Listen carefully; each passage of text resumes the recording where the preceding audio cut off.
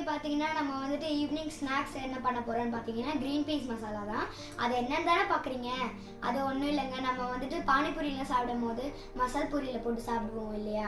அதில் கான்செப்ட்ஸ்லாம் போட்டு சாப்பிட்டா எனக்கு அது ரொம்பவே பிடிக்கும். அதுதான் இன்னைக்கு பார்த்தீங்கன்னா நம்ம பண்ணலாம். வாங்க என்ன போய் பண்ணலாம்.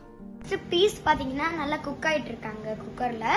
இப்போ நம்ம சைடில் வந்துட்டு கிரேவிக்கு ஆனியன், டொமேட்டோ, அப்புறம் கார்லிக், அப்புறம் ஜிஞ்சர் இது எல்லாத்தையுமே போட்டு நம்ம நல்லா கிரைண்ட் பண்ணி எடுத்துக்கலாம். ஃபர்ஸ்ட் இதை மிக்ஸியில் இப்படி போட்டுக்கலாம். டொமேட்டோ எல்லாமே இருக்கு. இப்போ நம்ம வந்துட்டு போட்டு கிரேட் பண்ணிக்கலாம். நல்லா எல்லாத்தையுமே போட்டு நல்லா கிரைண்ட் பண்ணிட்டேன். பார்த்தீங்கன்னா ஆயில் ஊற்றிக்கலாம். நம்ம பேன்ல இதை பார்த்தீங்கன்னா கொஞ்சம் ஸ்பிளாஷ் ஆகும். அதனால எங்கள் அப்பாவை பண்ணாங்க.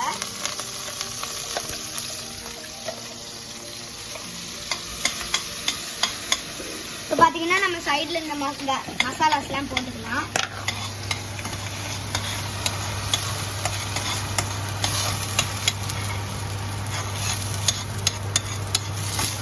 இப்போ பார்த்தீங்கன்னா பீஸ் பார்த்தீங்கன்னா நல்லா குக் ஆயிடுச்சு.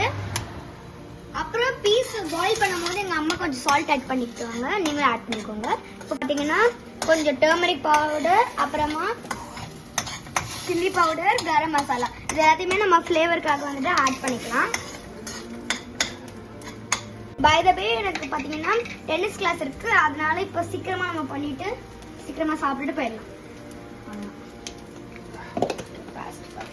இப்போ கரம் மசாலா ஆட் பண்ணிக்கலாம்.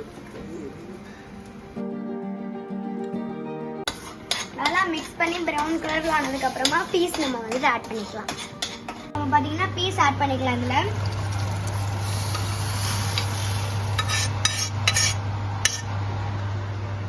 இப்போ இதுக்கு மேலே பார்த்தீங்கன்னா கொரியண்டர் லீவ்ஸும் கொஞ்சம் ஆனியன்ஸும் போட்டுக்கிட்டு சர்வ் பண்ணிடலாம்.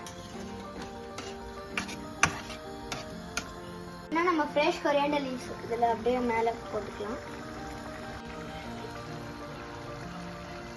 என்ன பார்த்தீங்கன்னா ரெடி ஆயிடுச்சு. இப்போ வாங்க நம்ம டேஸ்ட் பண்ணி பார்க்கலாம். ரொம்ப ஹாட்டாக இருக்கு.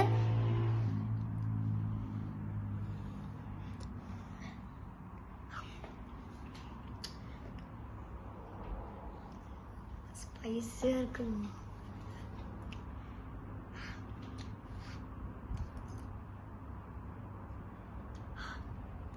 ரொம்ப ஹாட்டாக இருக்குது. பட் சூப்பர் ஸ்பைஸியாக இருக்கு.